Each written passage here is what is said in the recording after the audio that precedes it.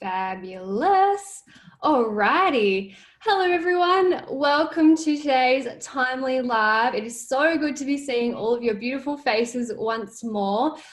If you're coming along today in the evening, I hope you've had a wonderful day. And if you're waking up on the other side of the world, a very good morning to you. I hope you have a nice cup of coffee in your hand, you're cozy, you're comfortable, and you're ready for today's live. So tonight I am joined by our incredible guest, Kirsten, who you can see sitting beside me, unless it's this side. And I just wanted to say that I'll introduce her in a little bit more depth shortly, but while we're waiting, I would love to get to know the audience a little bit more. We do have people join us from all over the world, so feel free to just give us a shout out. Where are you watching today's live from? And if you have questions, either for our guest or for Timely itself, feel free to just pop them in the comments and we'll work through them throughout the live as well. But don't be shy as well. So no questions are off limits, guys. Just pop them in there as well. One thing I do want to mention as well is that we do really love hearing from those who are from within the industry itself. So whether that's you're working in hair, you're working in beauty, you're a barber, you're a tattooist, just jump in there, let us know. And, you know, all of the questions that you ask are valued by us and we'll help you in any way we can. So we'll just give it a couple more seconds just to let everyone roll on into today's live. Okay, beautiful. Nice. And if anyone does ask questions, you might find that I might look down a couple of times. It's just so I can check my mobile, make sure we can answer all those throughout tonight. So I guess we'll get things started. So for those of you who don't know me, my name is Steph and I'm one of the account executives here at Timely. Before working in Timely, I was actually part of the beauty industry for almost 10 years. So I've worked across spa, medical skincare and dermatology, but over the years, as much as I loved skin, I ended up loving technology just that little bit more. So I work for Timely to empower business owners from the tech side of things. And you might recognize me from a couple of the Timely lives on Instagram that I've hosted throughout the lockdown as well. So it's great to be back to chat to all of you again. And I'm delighted to be joined by this lovely lady, Kirsten Kennish. Hello. Beautiful. So if you guys are new to Timely or you haven't met Kirsten before, she's an award-winning salon owner and the founder of Salon Owner Solutions. She's also been in the hair industry for over 30 years. She's a stylist, an educator. She's also worked in Wellington and Sydney and London, and she's also owned her very own salon as well. But the best part about her is that she's super into making sure that she gives a 5-star salon service and ensure every single client feels listened to, considered, and look their absolute best as well. So as we go through today's discussion, feel free to ask any questions at all. Just pop them in the comments and I'll ask our guest for today. But we may as well kick things off. So why don't we get to know you a little bit more for those who haven't seen you or met you before and hear all about your journey. Hi there, I'm Kirsten, as said. So my journey, I was thinking about that earlier today, and I think in the hair industry, it probably started when I was 8. So it's a bit longer than 30 years ago, but oh my gosh. I know. My mum had a business and there was a salon next door, and I used to watch the woman go in there and I was so intrigued, and I'd stand at the door and watch. And I was so drawn in by the community and the connection these women came. You know, this was often when they came weekly, and I would sort of make my way in the door, and I eventually ended up sweeping up and doing things, obviously, as I got a little bit older. But it was just, I was so drawn to the environment and loved the, you know, the feeling and the connection that the people were having in there. And I just thought this was so wonderful. So at that early age, I had a real impression on me. And then I went, you know, I was going through school and stuff like that. But then I left school and went into an apprenticeship in Wellington. So that's where I was born. And I had the great privilege of working with some of the most amazing hairdressers. It was in the middle of the 80s, early 80s. Oh man, what a time. I know, it was just such an incredible vibe. Wellington was quite an incredible place, and you know, we just had a lot of fun, and we did a lot of competition work and all that kind of thing. So we were doing lots of shows and lots of creativity, and that was just so inspiring. It was just a wonderful start. And then I went over to Sydney and worked with a similar salon over there that had the same kind of vibe, and that was really exciting. But I did miss home, so came back to Wellington and that's when I opened my first salon. And I had that for a couple of years. It was quite a unique sort of environment. We used to have a lot of stylists come and work with us, and we ran this salon. It was, come in and just be who you want, and it was that sort of place. I love that. It was really fun. But it opened me up to, I really have always wanted to travel, and so I wanted to go to London, and that was sort of the beeline for there. And I was working in some West End salons to start off with, which was what my big sort of dream was. Yeah, it was. It was funny. It was kind of what my dream was, but once I got there, I realized that, where I'd come from had been so much more valuable to me. I really loved the environment of being in New Zealand and Australia. Yeah. So I had a wonderful opportunity come up very quickly to open my own salon in London and work with some, great people. We used to have a lot of Australians, New Zealanders come work for us, actually. It was great.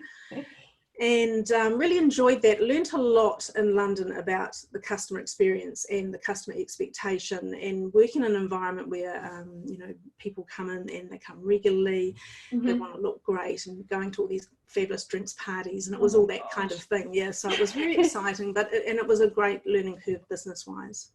Beautiful. So then I got married and had a baby, and that was kind of, exactly. Had the whole kind of family thing going on. It was. And then we decided to come back to New Zealand. I'd married an Englishman, but we decided to come back here and sort of spend the next few years having another couple of babies. So I've got 3 daughters.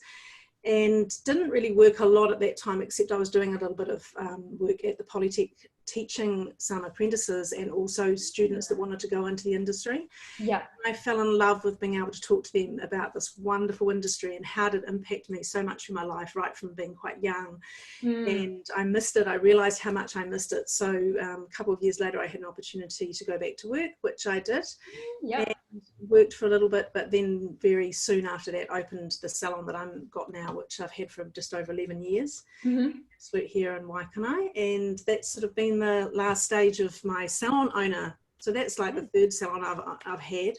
Far out. It was cool. I mean, the thing about the most recent side of it was the big, all my experience before had really taught me about customers and hairdressing and creativity and photography and all that sort of thing.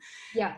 Recent, when I got into salon, 10, 11 years ago, the big shift was the social media, websites, Facebook. All of this was quite different. When we had the salon in London, there was none of that. We didn't really even have computers and stuff like that. So the shift was not so much knowing how to sell myself or my services and that sort of thing. It was much more about how do I communicate, how do I market, how do we get the word out about what we do when you've got this environment that's so different. So I had to put my head down and learn all about digital marketing, about how to track the customer experience, all these sorts of things using digital means, and building my own websites, creating Facebook. I was one of these first people on Facebook and stuff like that. And I loved it, although it was a struggle. I was a single parent. I had 3 kids. I was running a business, going home at night time, sitting in front of the computer, just wanting to rip my hair out, because it was trying to figure out a way to make it work, because it's, it wasn't my natural. I didn't learn it at hairdressing school. I didn't learn it earlier in my career. Exactly. So it was quite challenging, but I got there and I figured it out, and it was so exciting that my business has just skyrocketed. And what I decided to do then, of course, is create Salon Owner Solutions, which is my platform for being able to share that with other salon owners and make it easy, break down all the complicated stuff and point everyone in the right direction that works for salons, because there's a lot of things about social media that are overcomplicated, and we don't need to know all those complicated things about it. Well, you're so right. It can be so tricky to even navigate all of the different forums and things that are out there. And like you said, you were that person who was like ripping out your hair, and you're like, I would just want to go to one place and just get all the answers that I need for my business. So it's amazing that you've created that. And how long has that been running for as well? Because that sounds like it's been going a while. The Salon Owner Solutions. Yeah, I've been really sort of head into it quite seriously for the last 18 months, but I've been blogging and stuff for a wee bit longer than that, and just finding my way. It's about sharing. I just want to impact other people if I can, and I found by blogging and writing about my experience to start off with was really good for me, because it helped me. I love to write, I love to message, communicate, And so I spent a bit of time doing that. And then the last couple of years, I've spent a lot of time learning about putting it all across on video, which is a skill that's really good for the salon as well. And that's been, just everything's got a lot skyrocketed since then, because being able to get your message out using video and talk to people and communicate and all that sort of thing has made a big difference. And so now I'm putting together courses, and salon owners from all around the world. That's why I love the international audience from all around the world. And well, honestly, just as you've been telling me about this, I just keep thinking of these conversations that I have with customers every single day, and how this is like the perfect solution for them. So that's amazing. One of my questions actually was, so I know you write a lot of blogs and you help to, assist a lot of customers in like moving in their marketing and things like that. I guess there's still a few like areas in Victoria that are still in lockdown. I know in the UK, I think it goes by like suburb or town. But what kinds of advice do you think that you should, give to those people to communicate things like, the status of their, their salon or their spa? I think, I was thinking about when we came through lockdown and what I did. Like, I didn't have a handbook. I didn't know what to do. And I just had to really get quiet and think about, how do I communicate with my community, and think about the community that you've got. And when you look at the different ways to communicate, you've got to think about, I believe, how people, you've got to meet people where they're at. Some people want to hear from you on social media. Some people want to have those Facebook messages. Some people want emails. But there's sort of there's ways of doing it that's more appropriate for what the message is that you're trying to get across. Like, for example, if you're opening and you've got a list of requirements and kind of, trying to shape out what people's experience is going to be like, so that when they come in, initially they want to feel that they can trust you and they're going to be safe, and they want to know that they're going to be cared for and thought about, and they want the connection and stability. So, say in an email, that's a way of being able to write that down. You can put it out so that they can read it. They can connect with it, they can prepare themselves, especially in some situations where they have to actually really think about not even walking in the door. They have to do something before they walk in. They have to do a tracing app, or they have to read a notice and sanitize and fill out a form or whatever. If they know that's happening before the appointment, well, email is definitely a great way to be able to communicate things like that, I believe. And then you've got the wonderful thing about email is that you can send links to your social videos, because you can't put videos in email. So you've got to be able to link to them somehow. And that's what we did a lot in lockdown, when we were having kind of big announcements coming up, or I was trying to prep the customers for what to expect around rebooking, because I know that's a big thing that everyone thinks about at this time when you're reopening. Is like, everyone's like freaking out. Absolutely.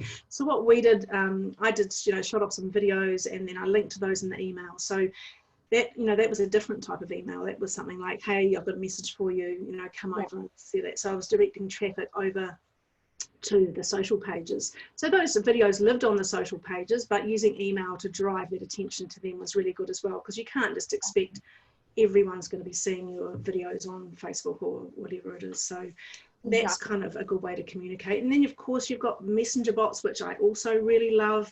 You can get people that can all be automated so easily with different platforms, and then you've got the things like texts.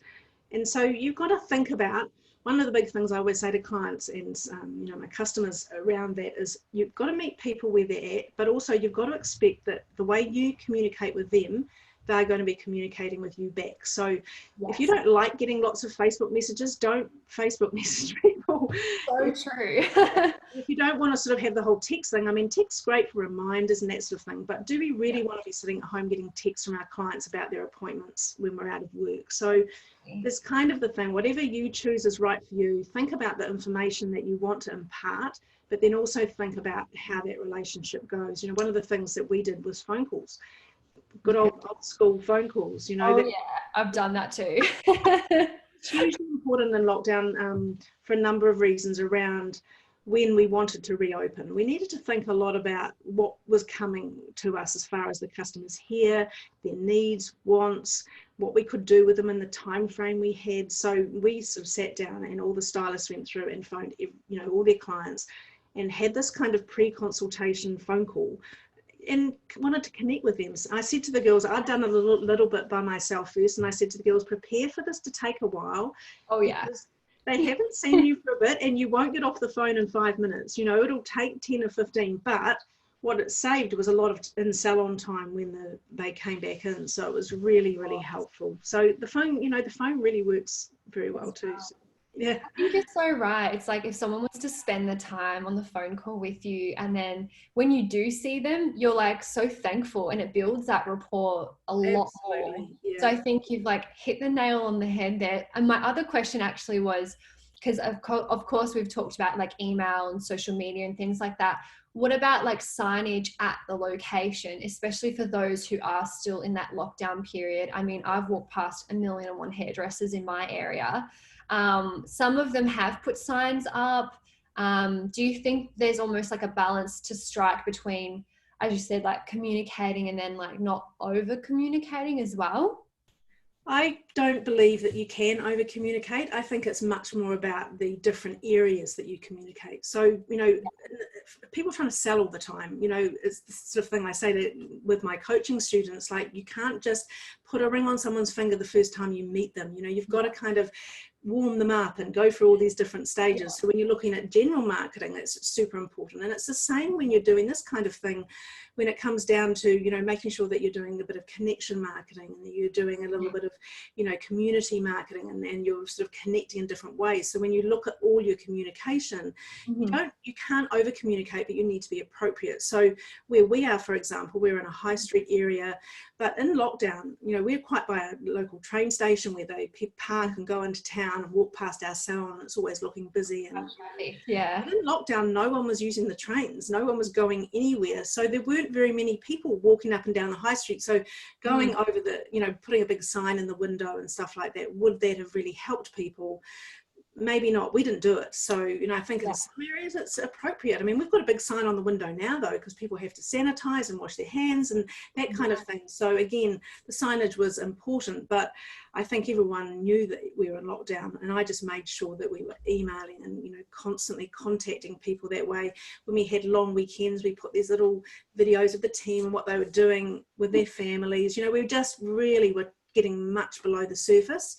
And as people that were also going through that experience as individuals, just as much as hairdressers that can't be open.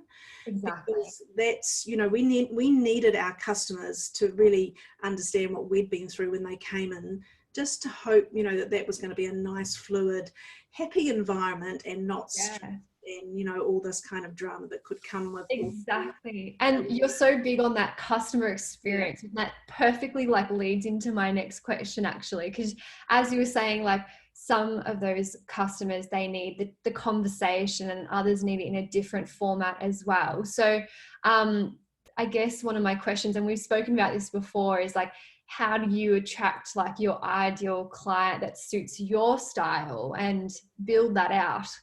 Yeah, it's a deep process. Yeah. It's got to start from what I want as a business. Who do I want to attract? What do I want? What matters to me? What is my values? What is my culture? What sort of communication do I want to have with my clients? I think salon owners, we have the ability to control that as much. We don't have to just think, we can do anything and be, that big saying, if you serve everyone, you serve no one. So it's a lot of value in getting quiet in yourself and thinking about what do you want to attract into your life, what do you want to attract into your world. That comes down to staff, clients, everything. And then you kind of, once you get clear on that, it gives you a lot of, cuts off all the dead wood. You don't have to worry about the things you don't want. So once you're clear on what you want, then you've got to put it into a brand. You've got to put it into a brand image, so that involves all your colors and fonts and everything that you see. And then also your brand identity, which sometimes called your brand personality, and how you radiate who you are. And that comes down to the way you message, the way you talk, the way if you're a person, if your salon was a person, who would it be, kind of type of thing. So then once you get really clear on those things, your natural clients that are affiliated with that really feel the same values and culture that you do, they just are naturally attracted to you, because you know, it's like they feel that real connection. They see your social media, and you know, you don't have to sell on social media. You just, you know, in that instance, you're just creating who you are, and people are like, oh, I want to follow them, or oh, I like their posts, and I'm going to watch their videos. So you're building that rapport the whole time. And then hopefully what happens is you tend to attract a lot more of the clients that like what you do, because they are aligned with who you are showing up. It's, I mean, you've got to think about yourself like a friend. If, you know, you're not just going to naturally have two people that come together that don't really vibe and they're going to hit it off. They're just not going to do that, are they? So if you think of your business like that too, then you're going to attract more people that are like what you want. And I mean, at the end of the day, if you've got this high-end salon, you want to attract those high-paying customers that come in and spend a lot of money, come in regularly. You know, if you want to sort of do that, then you've got to think about the things you can add on to your branding that suits them, and then that will attract them to you. And think about your packages and your offers and how you kind of have that whole thing wrapped together, so you're providing things with them that are attractive to them, so that then attracts them to you as well. So you've got to just, it all comes down to you deciding who you want. I mean, of course, you're always going to get the people that aren't 100% of a good fit, and you're also going to have team members on your team that aren't all the same. They might like different stylists, you know, different stylists might sort of have strengths in different color areas, or that kind of thing. So ultimately it's working within, you know, the sort of mini cultures within your bigger culture. But you need to have team members on your staff that do vibe with where you're at as a culture. You know very quickly if you bring someone into your salon and that isn't working out terribly well, because as a business owner, you know, you don't know how to kind of manage a culture that doesn't flow with everyone else's, and then how do you market them and how do you brand them? So, you know, it kind of can make things a bit tricky. So how do you weigh up when you start to bring those team members in? Like, what's the process there for you? Well, we have a very definitive culture in our salon. So we've gone through over the last few years and, you know, made all the important things that matter to us as a salon culture. You know, I have my own values and each team member has theirs, but as a salon, we've created almost like a persona in the salon. That's like a filter. I often say, you know, do the new people pass through the filter? Because it's not us that kind of makes the decision whether they fit or not. The culture dictates it, because we all are aligned with it. We all operate within it. You know, we have integrity and we have, you know, very professionalism, and we have a really collaborative and respectful environment. These are the kind of things that are important to us. And it's very easy. It's for someone at an interview, for example, to say, oh yeah, I vibe with all that stuff and that's where I'm coming from. But in the practice, that's when you start to really see whether they can actually, you know, it's like holding the sort of the globe and being able to run with it. You know, quickly the wheels fall off if they can't align themselves with that, or they're not kind of feeling, say collaboration, for example, is a big one. Some people are real individuals within a salon, and some people like to work together, and that can create quite a different shift within a salon. And collaboration is one of ours. We all like to train each other, work with each other. You know, we like to be able to, you know, if it means that someone's got to do a colour for someone, all that kind of thing. We love being able to work together like that. So if you've got someone working in your environment that doesn't like that, then it sort of makes it a bit hard. A bit tricky. How do you go through that process from that initial interview? Like, is there a stage that you get to and you go, oh, I'm not sure about this one? Like, what's your process there? Just to like dig a little deeper. I understand. I have, you know, obviously when we're doing, you know, there's different process for seniors and juniors. You know, I think with juniors, I tend to, you know, when bringing on apprentices, I look at what they've done in their life and I sit and have a really good talk with them. I ask them lots of questions, of course, and I have a really good talk with them. And then I run them through what our customer experience framework is. So we have a really solid idea. It's a very visual thing. And I run them through what it means to be of service, and I talk about it like that to people. And you can see, you know, sometimes when apprentices are coming in these days, they're all wowed with the Instagram and all the dramatic changes, and they think they're going to be right in there straight away. And I don't sort of overload them with things like, oh, you're going to be cleaning and blah blah, but I talk to them a lot about being of service and what our real role with people is. And you can see the ones that kind of get it and the ones that don't. And I'm a real communicator, so I am talking to these girls, I'm looking at them in the eye, and, you know, and these guys too, obviously, making sure that you know, if there's something there that sparks. And so that's my first filter. If I can find a spark at the beginning, Yeah. I'm like, hey. You're like, we've got one. Exactly. And, you know, on the other side of it, I get people that come in that I think, oh, they're going to be great. And then, you know, again, a couple of months in, the culture is starting to kick it out because maybe they're back chatting a little bit, or maybe they're sort of not pulling their weight, or they're not brave enough to take, you know, be curious and that sort of thing, to learn new things. And that starts to be quite evident pretty quickly. And it's unfortunate, but we get people in the environment. I'm a true believer that it's unfortunate that not everyone works out, but you can't tell from an interview often if people have everything that needs. But I've got a really interesting set of questions. I ask them all sorts of strange things to find out about their personality.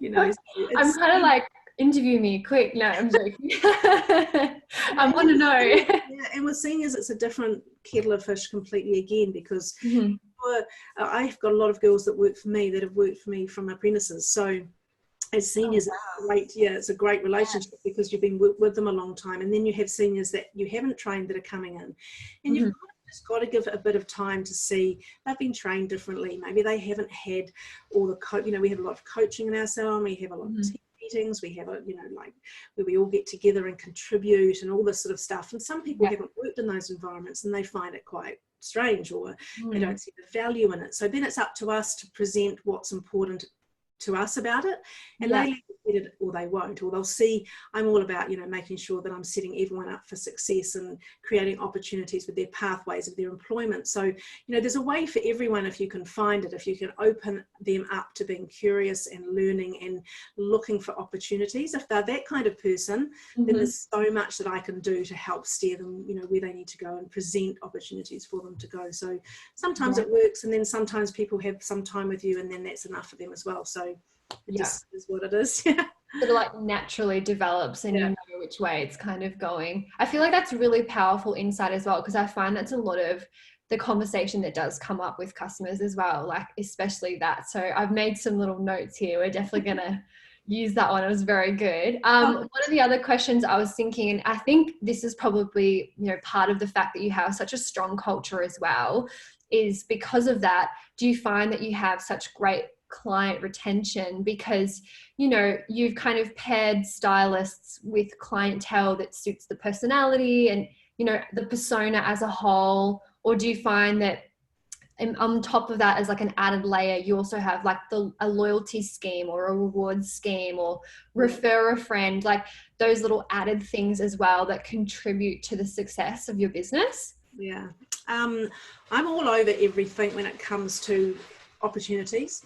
So when it comes down to all the, you know, things like your loyalty schemes and kind of all this, we do a lot of exciting the client after the visit. You know, I believe that that's a whole gap. You know, there's always the excite before, so that's really priming them, and then we have this wonderful experience in the salon, and then what happens afterwards really helps dig them in. We have a great blog, for example. So if say someone's come in and had blonde hair, you know, they'll be getting promotions in their newsfeed all about blonde hair and how to look after it. So there's this continuation of a journey where people get really integrated in our whole system, which is good for them, and it's quite unique. Not a lot of salons take the opportunity to do that. So yeah, we're really building along with using digital marketing as much as we can to create that. But then you know, in the salon, at the end of the day, there's always going to be customers that will be adhered to one stylist. They'll feel that they've got their vibe with them, and that's a really special relationship, and I wholly encourage that. You know, when I'm in the salon, for example, I work in the salon, you know, a few hours every week, and I go in and I just talk to everybody. A lot of the clients know me. So many of my clients go to all my staff now because you know, they've had done their colours to begin with, maybe when I was still cutting their hair, and then it kind of ends up that they do the whole service. And you know, there are a lot of salon clients in our salon, and I really advocate that as well, because you really want, people want to, they buy from people, but they want to come to an environment that they belong to. So say if your stylist leaves, of course you're going to get people that will leave because they feel that that's their attachment. But then people won't leave because they'll say, I really love this salon, I want to support this, I'm part of the community. We create a real community around all our customers. Yeah.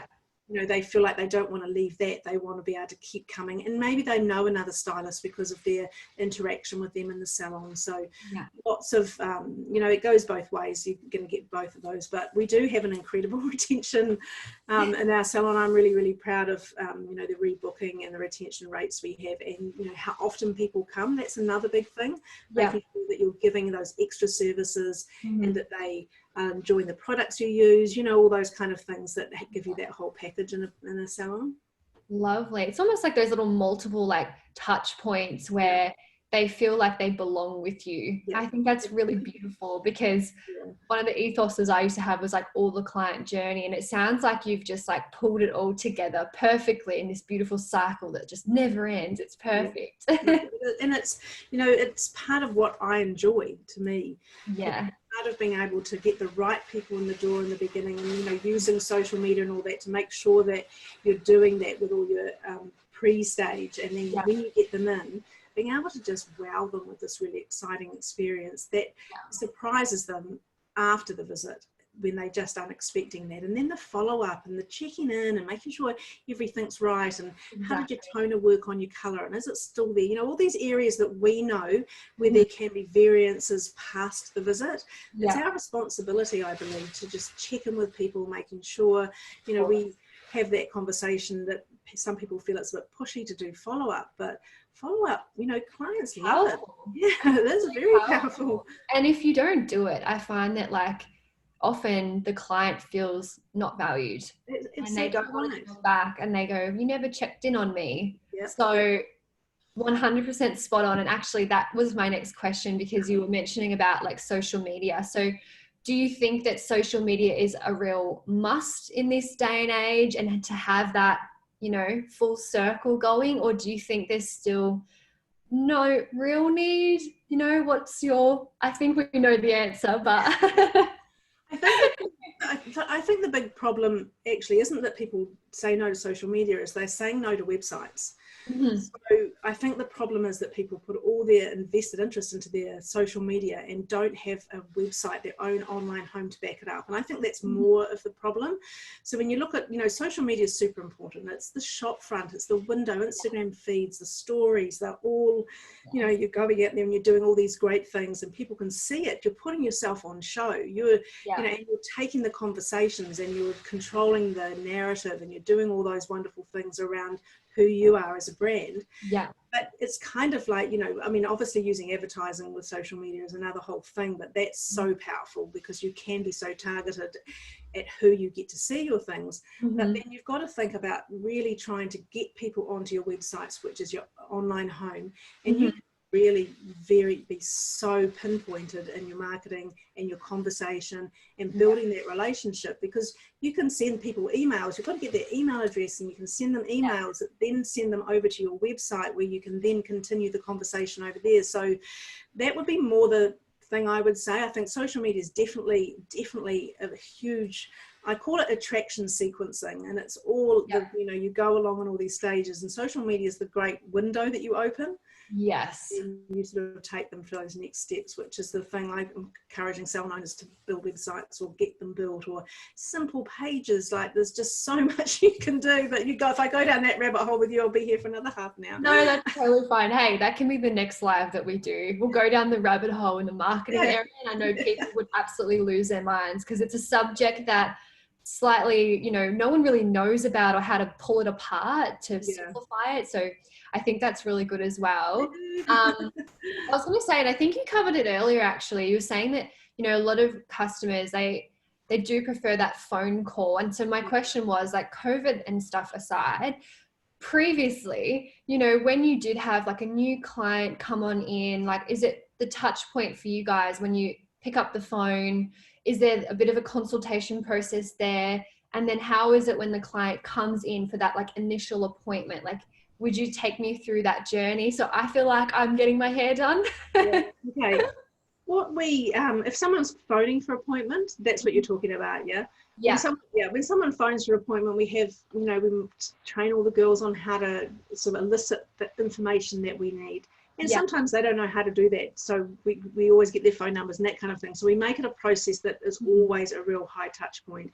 And we do find out, you know, the particular things that we need to know if it's a new client and they haven't been before, and if they like a particular stylist and all these sorts of things. But obviously, you know, often the phone's being answered when we're busy. So it's real concise, getting to the point, making sure we get the information we need. And we do a lot of pre-appointment consultations. It's super important. Anyone's talking balayage, anyone's talking, you know, lightening up, or oh, I've been box dyeing my hair and I want to go blonde. Like, you know, there's nothing that we just, yeah, exactly. Your face said it all. We don't do any work like that in our salon until we've done the consultation first. So we book them in for a quarter of an hour, even half an hour if we feel we need it, and then go ahead and then book the appointment afterwards. So that's a time too when we often take our booking fees. I know that's another sort of topic that's kind of quite hot at the moment, all around booking fees and cancellation fees and stuff. So that's when we also get the commitment from someone that they are prepared to go through with it. They have the understanding of the investment and time, and investment in money, and also the investment in follow-up if it's going to take 2 or 3 visits, you know, those kind of things. We just don't do that sort of work without, if we've got clients that have been before and they're ringing up and rebooking and we know pretty much what they're going to have, well, that's a lot more straightforward. But when it comes to new clients, they do have, you know, nice little phone roundup, and then we get, oftentimes we will pre-pencil in some time just in case, because we are a really busy salon and someone might consultation, that might take a couple of days. And then they might have to wait 4 weeks until they can get their hair done. So, oh man, you guys are flat out.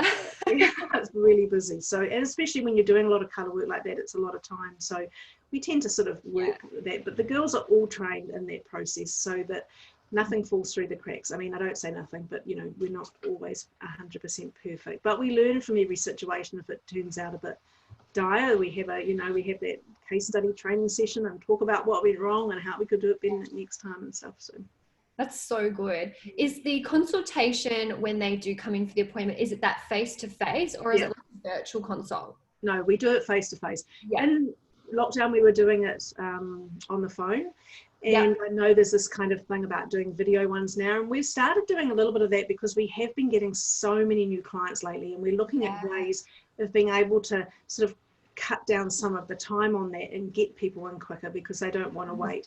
And so we do, you know, we get them to send pictures of their hair and things that they like, and, you know, kind of gives us a bit of that recce, so that we go into the consultation with them. We have a whole formula of consultation questions, the 5 C's I call it, that everyone goes through, so that that's all a straightforward process. So at the end of that consultation, it's concise, everyone knows where they're going, and it's straightforward. And if they really can't come in, we would look at doing something virtual, but the problem with that is that you're not, you know, it's not as good as, I don't think, of doing it in person, because then you get that real feel for someone. You really do see and feel their hair, and I'm still all about the fingers, the touch, the feel, the engagement, and although we're doing this via Zoom and it's fine, but you know what I mean. If someone's happy to come in person, I think that's a much more fulfilling type of environment for us to do that. Yeah, perfect. And it's nice commitment from them too, you know, that they're making that commitment themselves to come in and have a consultation. I think so too. People will waste a lot of our time. They get our expertise, they'll find out all their information, and then they'll, you know, either come or not. Whereas if you get them to come in person, it shows, it's like that valuable client thing we were talking about before. You know, in business, we want clients that value what we do and this that we offer, and getting them to come in shows that first step that they're committed to that, you know, and that means they're committed to them and their results as well. Well, exactly. I feel like this is like the perfect wrap up how you should be doing it. I just want to quickly check. I've been keeping a little eye on my phone here, and we haven't had too many questions that have come through that I just want to quickly check. Bear with me. Okay. Just while it loads. Here we go. So just very quickly. All right, so one of the questions was, do you recommend a website builder? Yes, I use WordPress. Squarespace is another one that's quite good, but I recommend WordPress. I've, you know, taught myself, everyone thinks that these things are a bit like hairy scary, but I've taught myself how to build all those, and I've taught a couple of other people to do it within my business. And it does take a little bit of time, but it's an interesting thing to do, because you are the one telling your story. Often if you get a website designer to do it, you still have to write the copy, and that's the big part of the messaging and the communication that's so important.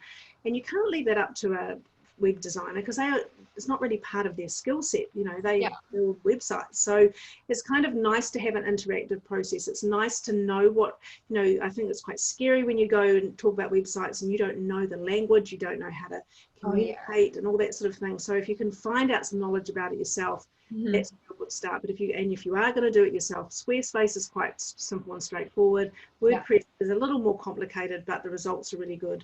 I stay away from things like Wix and Weebly and stuff like that, because the SEO, so the search engine optimization, is not quite so good.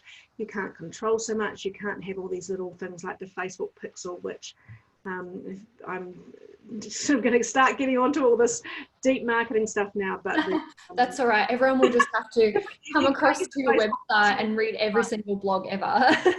Well, that's the thing. And if you can't get the Facebook pixel on your site, then you're losing so much of the juice that is what social media gives you. All that information about who's visiting your sites and who's going where, and collecting all these wonderful audiences that you can create and grow with. So it's very important. So I'd say WordPress, but Squarespace is the next best option. Yeah, perfect. And then the other question was, so for your consultation process, do you use any digital software for this? So we have a computer booking system, and they have a form, and we also have our own form. So we've looked at sort of taking this online with having iPads and stuff in the salon. But again, we've tested some of these things, and the things that we kind of like is this face-to-face. And there is this, we have come out recently, these pre-consultation forms that people can fill out, and that gives, again, that sort of next set of information. So we're just going through and kind of seeing if we're going to integrate this into the way we do things, because I never say no to anything. I look at things and look about if we can improve at the end of the day, it's all about the customer. If the customer is in the middle of the decisions we make, then it's always good, and it's got to then be right for the team. If the team's got to enjoy it, they want to be able to use the software. I mean, we're always there looking at pictures, and it's been great. Everyone comes in with pictures on their smartphones, and we talk about things and use digital aids to it, but we still very much keep it at the moment in the salon, a very much one-to-one conversation. So powerful. I love it. I feel like everything we've spoken about has just been like tick, tick, tick, tick, tick, and we'll have to do this again, but we've basically come up to the end of the live. So what I thought would be best before we finish up is let everybody know in the audience who's watching tonight, where can they find all of your blogs, all of your help, all of your courses? Give us a lowdown. There's so much on my website, talking about websites. I put a page together for all the viewers that have seen this, and it's /timely. So it's salonownersolutions.com/timely. And I've just put a page together there with all my free resources. I've got a social hub where you can get lots of free resources about social media. I've got a leadership library, which is all about, being a leader in your business and your salon, and how you can kind of put that in and be an empowered, nurturing kind of leader. So there's things in there. There's also, I put together through the last few months a salon reopening resource pack, and that's got some really wonderful resources about the sort of email templates, email templates that you can send, different varieties of social posts that you can use. There's a checklist, there's a sanitation guide, there's all kind of, all about COVID and lockdown and stuff. So that's a salon reopening resource pack. And then there's a little course I'm running at the moment, which is the Book Your Salon Bootcamp. Book out your salon boot camp. So that's all on that page. So that's at salonownersolutions.com/timely. So that's probably a really good place to go. There's a few blogs in there too that you can go and have a read, and that will take you like a guide into the site. So I thought I'd just sort of concise it up for everyone that was watching today and give them the information straight up. Perfect. I feel like you're the only guest that's done this, so it is amazing, because they could just go directly to all the information that will help them, and that checklist will be epic, especially for those in Victoria area who Oh, the absolutely. stages are starting to look a little bit better. And I think regional is potentially opening up in a week's time. So that's super powerful. The other thing I was going to say is you also have a Facebook page, Yes. Instagram page as well. So if they look up as Salon Owner Solutions to find you on both of those, of course, we will share them across all of our social media as well. But I want to thank you. This has been so good, super powerful. And I think everyone's really going to enjoy this and take away a lot from it. So I'll just say goodnight to everybody. Thanks everyone for tuning in. I hope you enjoyed it. You've learned something new. And also we'll see you next time. If you're Vic-based, stay home, stay safe. And it's been lovely hanging out with everyone. Bye. Bye.